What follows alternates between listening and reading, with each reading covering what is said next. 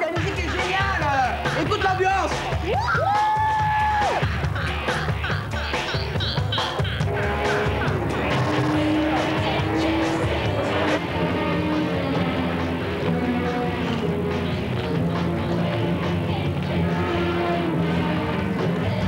Découvrez les offres multiservices de France Télécom, Internet haut débit et télévision numérique avec TPSL, CanalSat DSL ou Canal+ numérique. France Télécom, notre raison d'innover, c'est vous.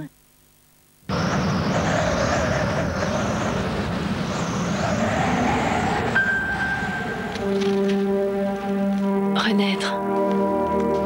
Ce miracle, c'est celui de l'ADN végétal natif. Cet ADN, la recherche Yves Rocher l'a capté dans un soin visage nouvelle génération. Une cure de renouvellement cellulaire. 28 jours et votre peau renaît à la vie. ADN végétal. Yves Rocher, le futur est déjà dans la nature. La vitesse vous manque? La DSL Max illimitée de CGTEL jusqu'à 8 mégas à 14,90 € par mois.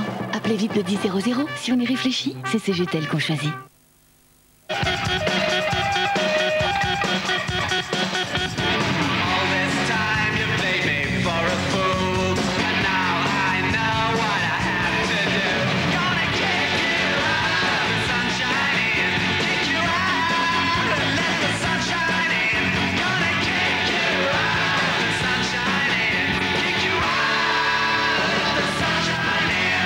Peugeot 407 SW.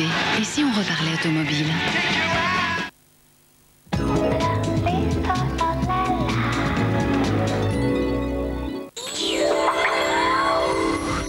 Heureux de vous retrouver pour cette soirée exceptionnelle, une soirée de fête, ce soir avec mon camarade Dave.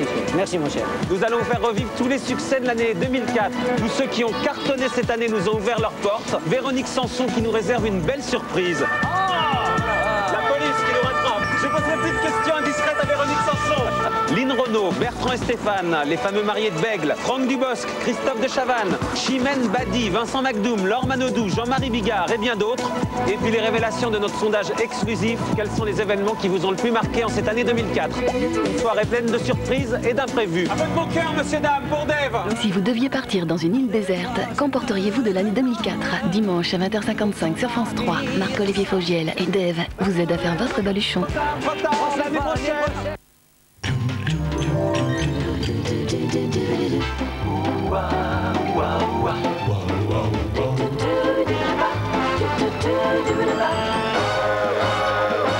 Joyeux Noël sur France 3. Passez de bonnes fêtes de fin d'année sur France 3. Retrouvez votre soirée théâtre avec Dolce Vita de Gaz de France.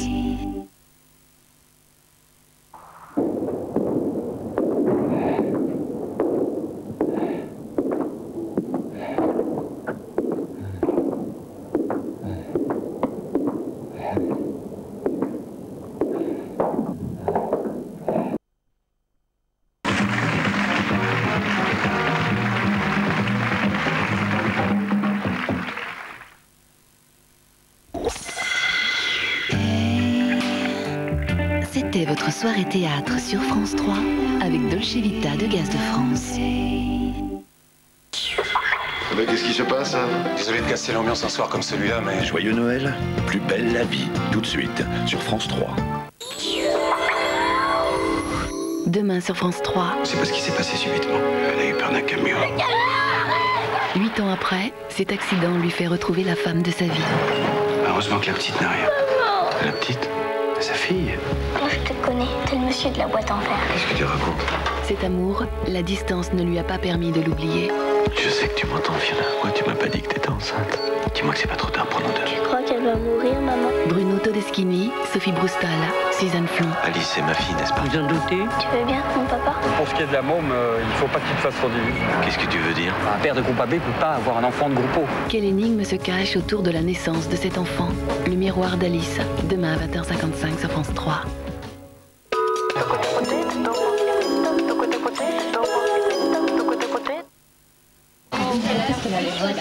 Oh, une pochette cadeau.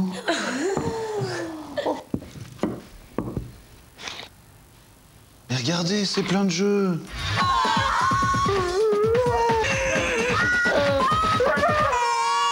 Pochette cadeau, 20 €. Mieux vaut en prévoir pour tout le monde. Renoncer au luxe? Pas question. Une couleur moins riche? Pas question. Pour moins cher? Pas de problème. Saint-Algue Coiffeur Visagiste vous offre sa nouvelle coloration Saint-Algue Palette. Des couleurs naturelles qui couvrent les cheveux blancs à 100%. Toute l'expertise couleur Saint-Algue chez vous à partir de 4,90 €. Nouveau Saint-Algue Palette, la coloration accessible à toutes. Côte d'Or dessert, oh, un peu juste pour un tel chocolat. Moi, j'aurais davantage développé, tenez, écoutez ça, viril, c'est du bon, du vrai, de l'intense. Convaincu, un morceau de 10 grammes, ça c'est du bon sens. Charmeur, te voir fondre m'envoûte. Victorieux, et pour finir, je goûte. Muet. Nouveau Côte d'Or dessert, les meilleurs desserts méritent les meilleurs chocolats.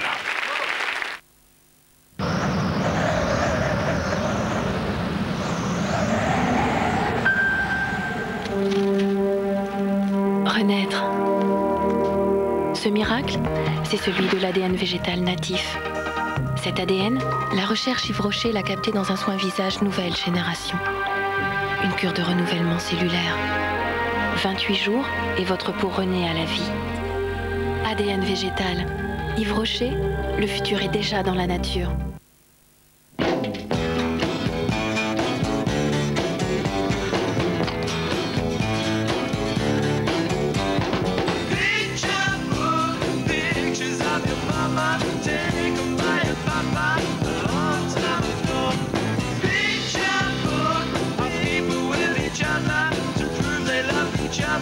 Appareil photo et imprimante HP Photosmart. Enfin, en toute simplicité, photographier, imprimer, inventer. Admettons que vous avez un chat, pas de problème. Maintenant, si vous avez aussi un chien, je suis Ergo Rapido d'Electrolux. Et avec moi, pas de problème. On dit souvent qu'il est possible d'en savoir plus sur un homme en fonction de la montre qu'il porte, de ses chaussures ou encore de la coupe de son costume. Désormais, il faudra aussi compter avec son téléphone portable. Le Samsung D500, équipé d'un mode vidéo permettant 60 minutes d'enregistrement, d'une fonction photo 1,3 mégapixels et connexion Bluetooth. Samsung D500, on l'a ou on ne l'a pas. Samsung. J'exige la perfection. Elle est, pour moi, c'est la meilleure la commande. Micro-diffusée, elle s'élimine au plus léger brossage. Elle permet toutes les coiffures, elle ne colle pas, elle net, un toucher satin, une tenue longue durée. Elle net de L'Oréal Paris, la star des lacs existe aussi pour les cheveux secs. Frissons, courbatures, fièvre, maux de tête. Et ta grippeau, aussitôt Oscillo. Sans somnolence, Oscillococcinum est un médicament homéopathique des laboratoires Boiron. Pas doigt rouge? De l'eau nature furieusement pétillante dans une bouteille rouge. Le matin, quand je me réveille, je pense à lui. J'aime sa force, son odeur. Il me fait un bien fou. En fait, le matin, c'est lui qui me donne envie de me lever. Bien choisir sa marque de café, c'est important. Les bonnes marques, on a tous une histoire avec elles.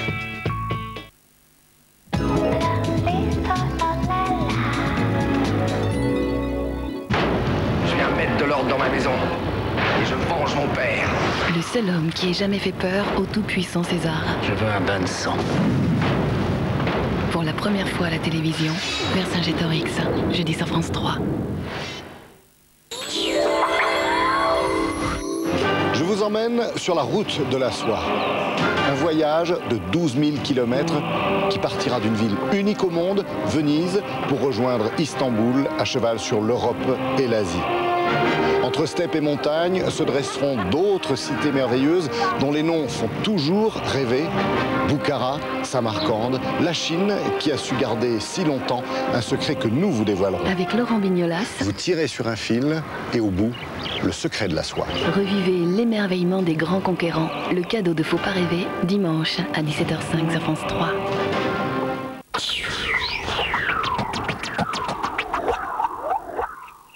Je t'aime. Je ferai n'importe quoi pour toi. C'est pas du tout ce que tu crois. Oh, mais je ne crois rien. Il y a qu'avec toi que j'ai envie de vivre. C'est trop facile. S'il y a une chance sur 1 million pour que maman revienne vivre avec nous, la fous pas en l'air, s'il te plaît. Il vaut mieux qu'on s'arrête. On va passer le réveillon ensemble. Mais ne te fais plus d'idées, d'accord? Je n'ai rien à foutre de votre réveillon de Noël. Vous savez très bien que j'ai un dossier sur vous. Vos procédés sont écœurants. Il fallait voir comment il s'est fracassé sous les rochers des Calanques. En miettes. Sois sur tes gardes. Tout peut arriver, même le pire. Qu'est-ce qui s'est passé? Il s'est pris une décharge électrique avec son ampli. Il n'est pas mort, ton petit-fils, hein? Demain, j'irai à la banque. Parfait.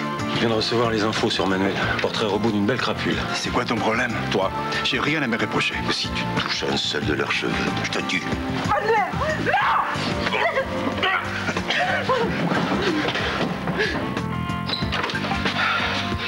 Il est... on le reverra plus.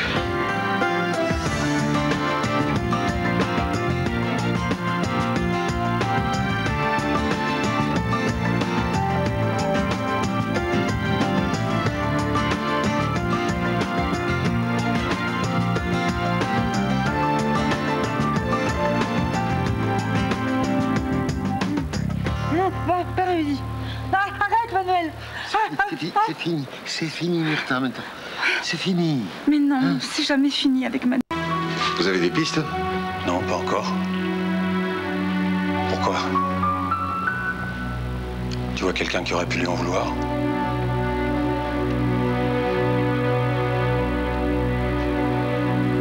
Ils se sont battus comment? Qu'est-ce que tu veux dire? Tu peux me donner des détails sur la bagarre? C'était quoi? Des coups de poing, des coups de pied, un coup de tête, je sais pas. Je sais plus, moi je pleurais, j'étais mal, j'avais peur. Manuel s'enfuit. Et Roland?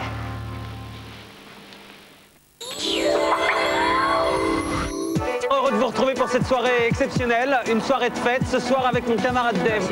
Merci mon cher. Nous allons vous faire revivre tous les succès de l'année 2004. Tous ceux qui ont cartonné cette année nous ont ouvert leurs portes. Véronique Sanson qui nous réserve une belle surprise. La police qui nous rattrape. Je poserai plus de questions indiscrètes à Véronique Sanson. Lynn Renaud, Bertrand et Stéphane, les fameux mariés de Bègle, Franck Dubosc, Christophe de Chavannes, Chimène Badi, Vincent McDoom, Laure Manodou, Jean-Marie Bigard et bien d'autres. Et puis les révélations de notre sondage exclusif. Quels sont les événements qui vous ont le plus marqué en cette année 2004?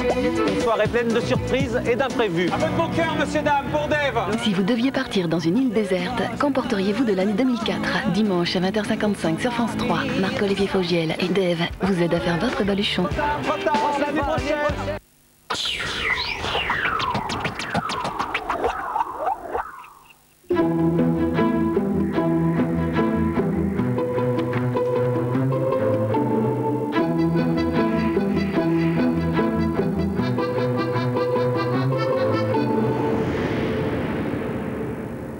Bicentenaire, Lionel Trouillot, aux éditions Actes Sud, bicentenaire de l'indépendance d'Haïti, il y a donc 200 ans.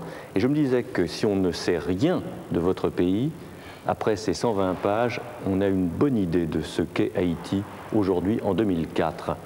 Est-ce que vous pouvez nous en esquisser le récit, l'histoire, l'intrigue? Le récit est assez simple et assez bref. Il s'agit d'un jeune homme étudiant à l'université qui va participer à une marche comme il y en a eu l'année dernière, réclamant le départ du président Jean-Bertrand Aristide. Et je prends donc ce point de départ pour essayer de visiter l'histoire d'Haïti à travers la vie de ce jeune homme et à travers les personnages qu'il rencontre, qui sont, je crois, assez représentatifs si vous voulez, des différents aspects de la réalité haïtienne.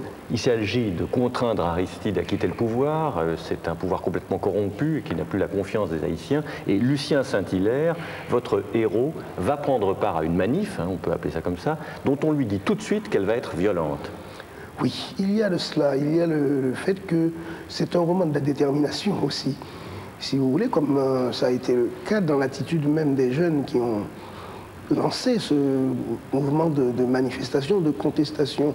Ils savaient qu'ils devraient faire face à cette violence qui a caractérisé le pouvoir. Mais au-delà de cet aspect anecdotique, j'ai voulu aussi faire un roman de la détermination, du courage, de l'espérance, qui a une marque quand même de la société haïtienne.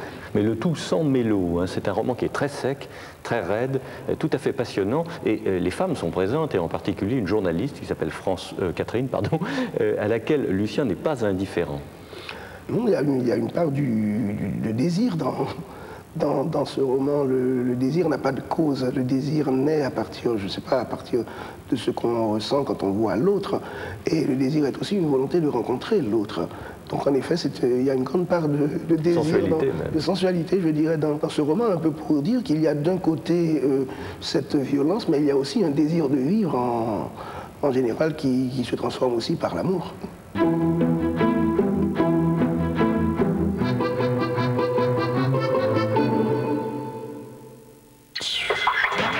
Thème par thème, image par image, si la télé m'était contée, toute une histoire, tout de suite sur France 3.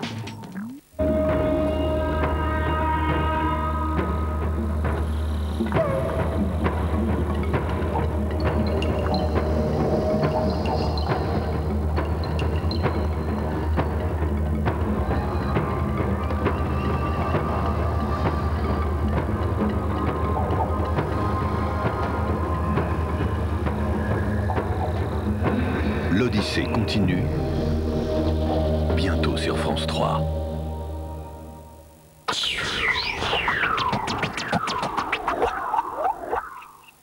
Amis téléspectateurs, bonjour.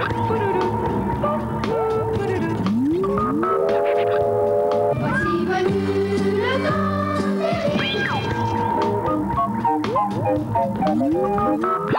Bonjour mesdemoiselles, bonjour messieurs. La France a peur.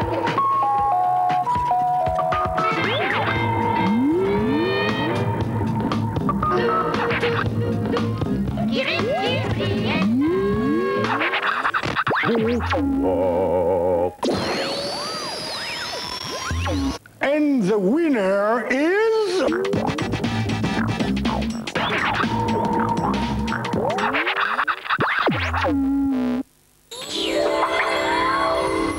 Demain sur France 3. C'est pas ce qui s'est passé subitement.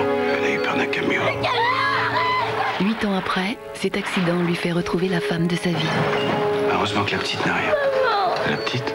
Sa fille? Moi, je te connais. T'es le monsieur de la boîte en fer. Qu'est-ce que tu racontes? Cet amour, la distance ne lui a pas permis de l'oublier. Je sais que tu m'entends, Fiona. Pourquoi tu m'as pas dit que t'étais enceinte? Dis-moi que c'est pas trop tard pour nous deux. Tu crois qu'elle va mourir, maman? Bruno Todeschini, Sophie Broustal, Suzanne Flon. Alice, c'est ma fille, n'est-ce pas? Vous en doutez? Tu veux bien, mon papa? Pour ce qui est de la môme, il faut pas qu'il te fasse rediviser. Qu'est-ce que tu veux dire? Un père de groupe AB peut pas avoir un enfant de groupe. Quelle énigme se cache autour de la naissance de cet enfant? Le miroir d'Alice, demain à 20h55 sur France 3.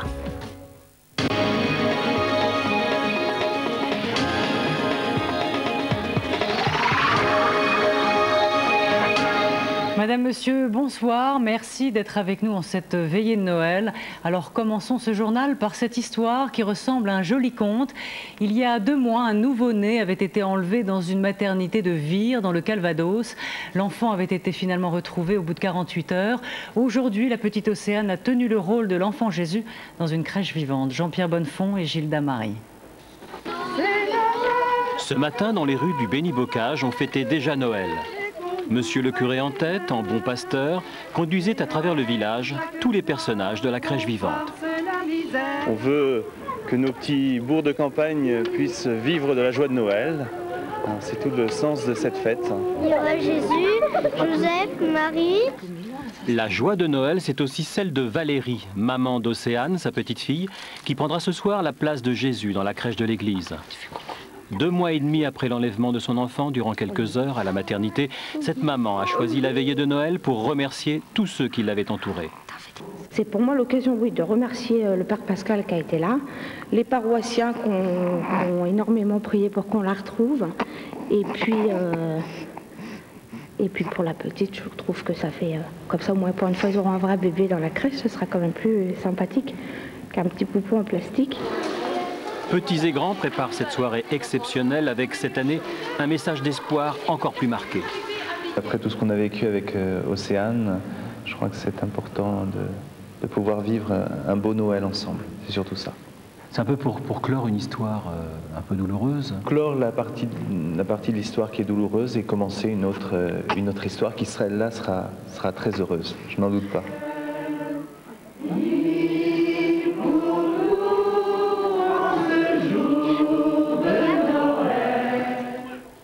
Et c'est un Noël plutôt morose pour les chrétiens d'Orient. À Bethléem, les contrôles israéliens ont été allégés pour permettre aux pèlerins et aux touristes de se rendre dans la ville qui a vu naître le Christ.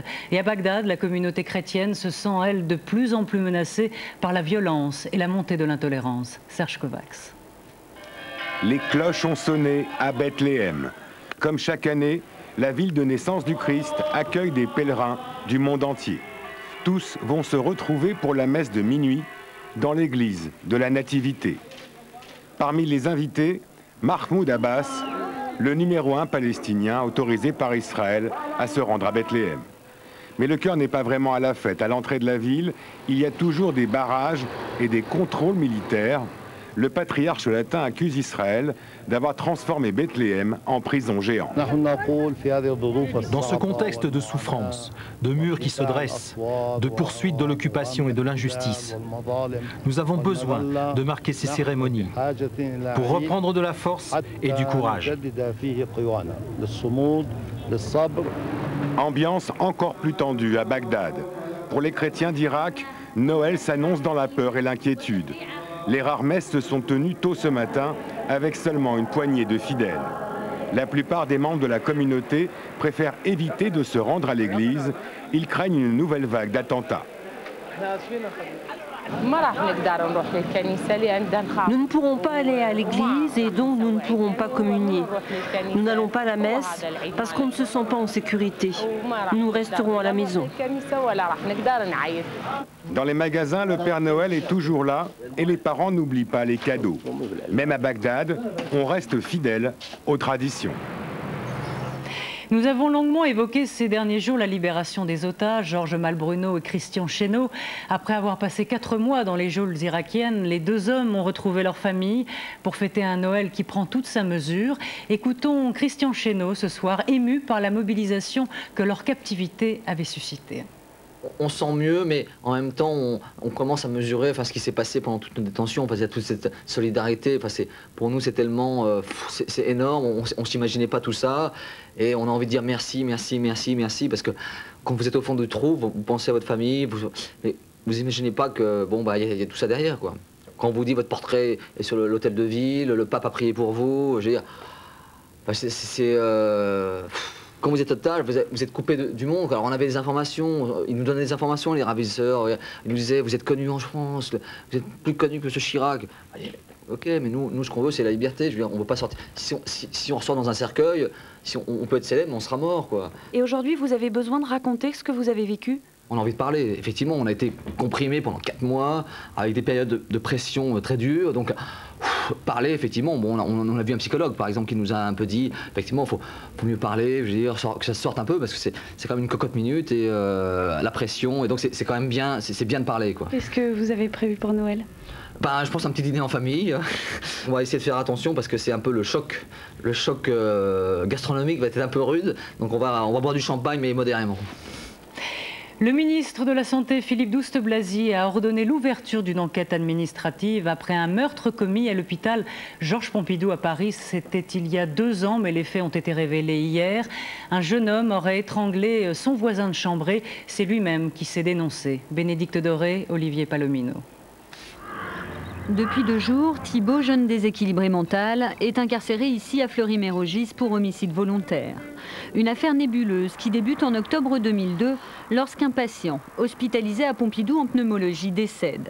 Le lendemain, Thibault, qui partageait la même chambre que ce patient, raconte à un psychiatre qu'il est responsable de ce décès.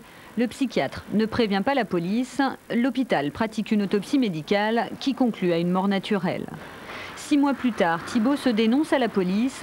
Il est mis en examen et placé en hôpital psychiatrique. L'affaire prend une autre tournure cet été lorsqu'une juge d'instruction ordonne une autopsie médico-légale qui conclut cette fois-ci à une mort par strangulation. L'autopsie de 2002, elle est probablement purement médicale, faite par un chirurgien qui a recherché la possibilité d'une complication post-opératoire ayant entraîné le décès du patient. L'autopsie faite en 2004, c'est une autopsie médico-légale qui est complète par définition et qui recherche tout ce qui est susceptible, toute anomalie susceptible d'entraîner la mort d'un patient. Il aurait donc fallu une autopsie médico-légale dès 2002 pour comprendre que cette affaire est criminelle. L'avocat du jeune homme plaide son irresponsabilité.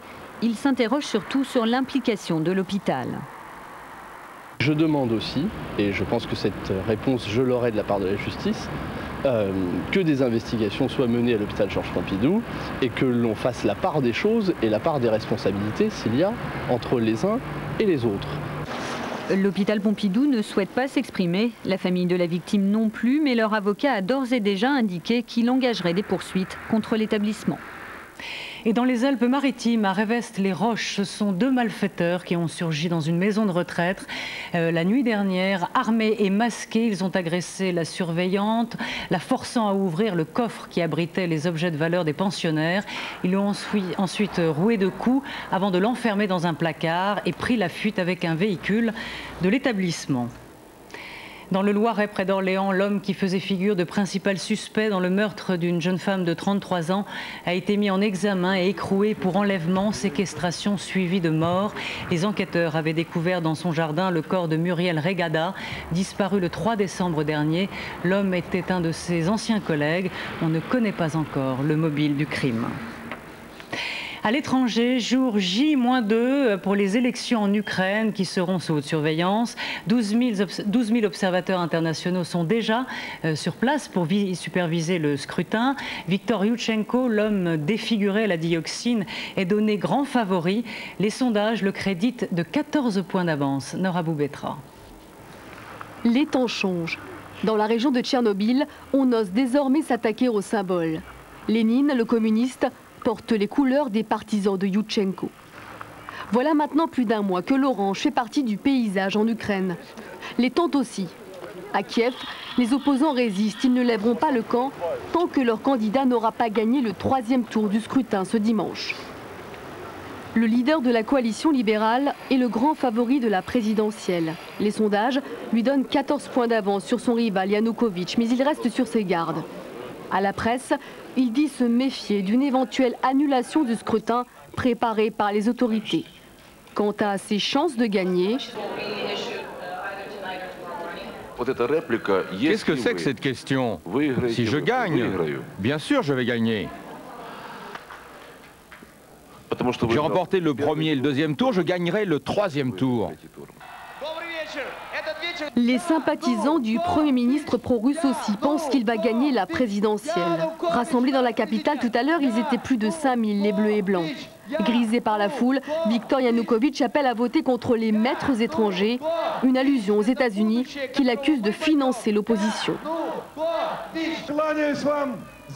Notre seul but, c'est de rester les maîtres de notre terre. C'est ainsi, mes amis, je m'agenouille devant vous, parce que nous sommes unis. Ensemble, nous irons jusqu'à la victoire.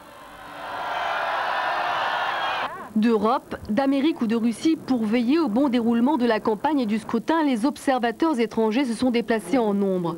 Un record. Cette fois, ils seront 12 300 contre 5 000 pour le tour précédent.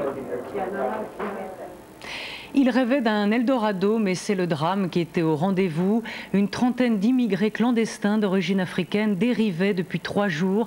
Lorsqu'ils ont été secourus au large des îles Canaries, 13 de leurs compagnons étaient déjà morts à l'arrivée des secours. Yann Fossurier. C'est une sinistre découverte qu'ont fait hier les sauveteurs des Canaries au large de l'île de Fuerteventura. 37 clandestins africains entassés dans une embarcation de fortune à la dérive sur l'océan Atlantique.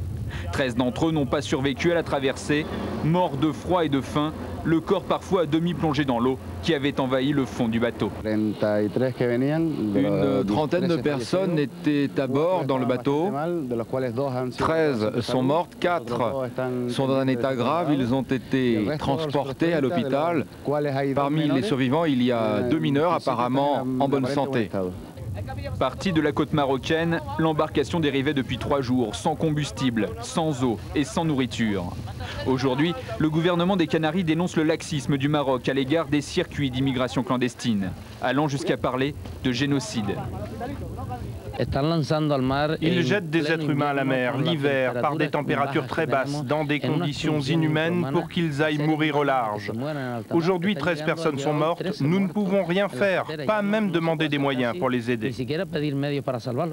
De nouveaux cadavres ont été repêchés aujourd'hui au large de Las Palmas sans qu'on puisse déterminer leur origine. Car les sauveteurs sont également à la recherche d'un autre bateau qui a lancé un SOS mardi avec 37 personnes à son bord. Chaque année, ce sont des milliers de clandestins africains qui tentent la traversée périlleuse entre le Maroc et les Canaries. 133 ont trouvé la mort en 2004, 4000 depuis 1997. C'était il y a 25 ans, jour pour jour, le décollage de la première fusée Ariane. Cette nuit de Noël a de nouveau rendez-vous avec l'espace. Les scientifiques espèrent percer les mystères de Saturne. La sonde Cassini va larguer un module qui se posera dans 3 semaines sur Titan, la plus mystérieuse des lunes de Saturne. Les explications de Luc Edrich et d'un Patrick Esther tout scintillant. Ceci est une longue mais belle histoire. La sonde interplanétaire Cassini-Huygens avait quitté la planète Terre il y a plus de 7 ans à bord d'une fusée américaine Titan 3. C'était le 15 octobre 1997. Au terme d'un voyage de 3,5 milliards de kilomètres, cette grande voyageuse avait rendez-vous avec Saturne le 1er juillet dernier. Une mise en orbite parfaitement réussie au très grand soulagement des ingénieurs californiens de la NASA. Après avoir tourné 3 fois autour de la planète géante et photographié ses superbes anneaux, la sonde spatiale la plus chère jamais construite va de nouveau faire battre les cœurs des ingénieurs. La nuit prochaine, si le Père Noël est sympa, il offrira un beau cadeau aux scientifiques, la réussite du largage d'une soucoupe volante de fabrication européenne. Cette soucoupe a été baptisée Huygens, du nom de l'astronome hollandais qui le premier découvrit les anneaux de Saturne en 1659. 3 semaines après cette séparation, Huygens doit atterrir le 14 janvier sur le sol de Titan, le plus gros satellite naturel de Saturne, presque aussi massif que la planète Mercure.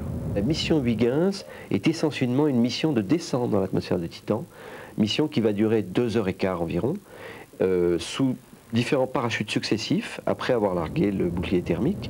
Et c'est pendant cette phase de descente sous parachute que les instruments de la sonde, au nombre de 7, vont fonctionner. Caméras, spectromètres et analyseurs chimiques conçus par des Français permettront alors de déterminer la composition de l'atmosphère ainsi que celle des poussières qui forment un épais brouillard rendant le sol invisible depuis la Terre.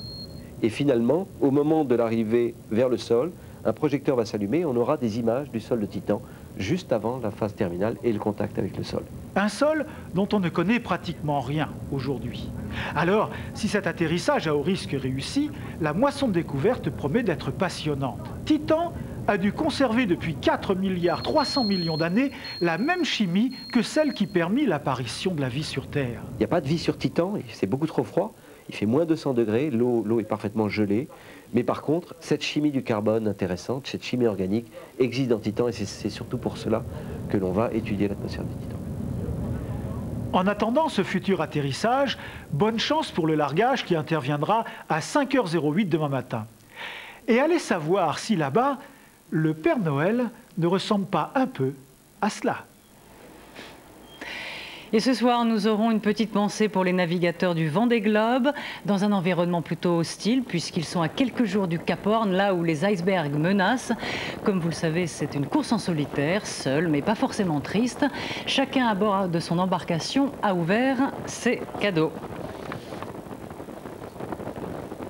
Voilà, et avant de nous quitter, nous allons en Bretagne, dans les Côtes d'Armor, à Quessoy très précisément, un village qui vaut le détour puisqu'on vient de loin pour y admirer les décorations de Noël. Les habitants mettent un soin tout particulier à illuminer leur jardin et leur maison. Quessoy by night, un reportage de Catherine Basile et de Catherine Legras. À l'approche de Noël, une folie douce et lumineuse s'empare de la campagne autour de Quessoy.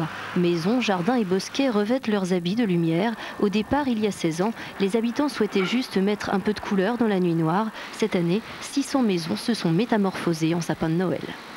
Il n'y a pas de rivalité, il y a une émulation qui s'est créée entre les gens. C'est vrai qu'on regarde ce que fait le voisin et ça nous incite à essayer de faire au moins aussi bien, mais disons que c'est pas un concours.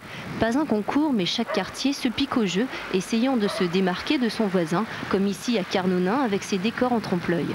Au départ, il n'y avait que des lumières. Bon, c'était une idée encore, tiens, plutôt que d'avoir que des lumières comme tout le monde, on va faire autre chose. Voilà, c'est tout simplement.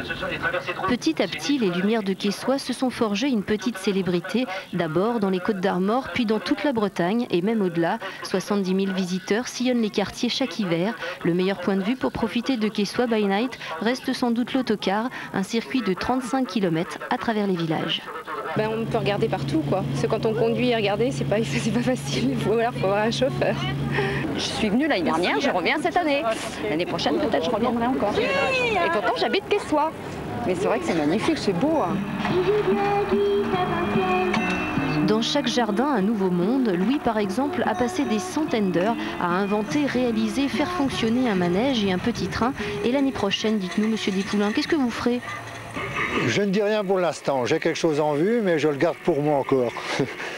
Tout ça pour qu'on revienne encore l'année prochaine, créer de nouveaux décors pour illuminer les visages et émerveiller les regards. C'est la façon qu'a trouvé Quessoy pour souhaiter un joyeux Noël à tous. C'est la fin de cette édition. Merci d'avoir été avec nous. Je vous souhaite un excellent réveillon, une belle nuit de Noël. Prochain rendez-vous avec l'actualité le 12-14 avec Audrey Pulvar. Je vous dis à demain.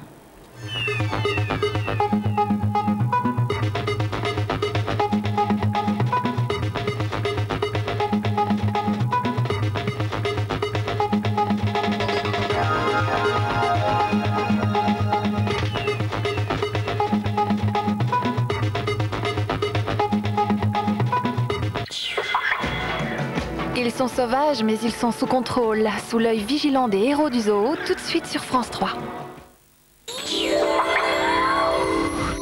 Heureux de vous retrouver pour cette soirée exceptionnelle, une soirée de fête, ce soir avec mon camarade Dave. Merci mon cher. Nous allons vous faire revivre tous les succès de l'année 2004. Tous ceux qui ont cartonné cette année nous ont ouvert leurs portes. Véronique Sanson qui nous réserve une belle surprise. La police qui nous rattrape. Je pose une petite question indiscrète à Véronique Sanson. Lynn Renaud, Bertrand et Stéphane, les fameux mariés de Bègle, Franck Dubosc, Christophe de Chavannes, Chimène Badi, Vincent McDoom, Laure Manodou, Jean-Marie Bigard et bien d'autres. Et puis les révélations de notre sondage exclusif. Quels sont les événements qui vous ont le plus marqué en cette année 2004? Une soirée pleine de surprises et d'imprévus. Un peu de bon cœur, monsieur, dame, pour Dave. Si vous deviez partir dans une île déserte, qu'emporteriez-vous de l'année 2004? Dimanche à 20h55 sur France 3, Marc-Olivier Fogiel et Dave vous aident à faire votre baluchon. Trop tard, l'année prochaine.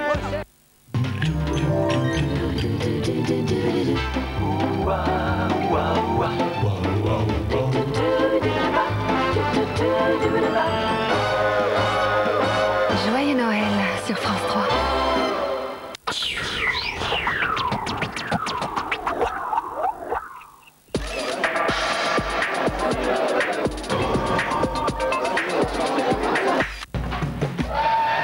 Quatre ans déjà depuis mon arrivée au zoo en tant que...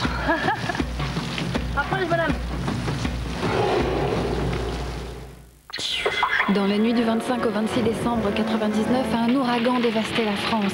Le lendemain, un nouveau vent de panique s'abattait sur le sud-ouest. Retour sur la tempête du siècle, tout de suite sur France 3. Je viens mettre de l'ordre dans ma maison. Et je venge mon père. Le seul homme qui ait jamais fait peur au tout-puissant César. Je veux un bain de sang. Pour la première fois à la télévision, Vercingétorix, jeudi sur France 3. Je vous emmène sur la route de la soie.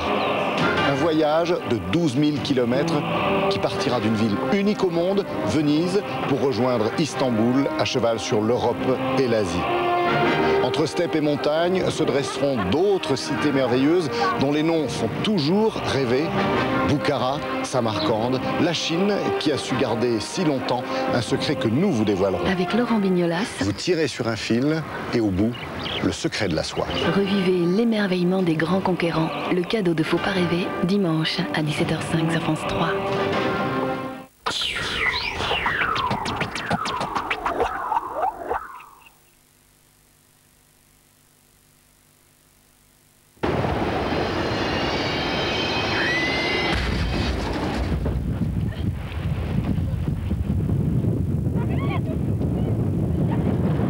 Les 26 et 27 décembre 1980.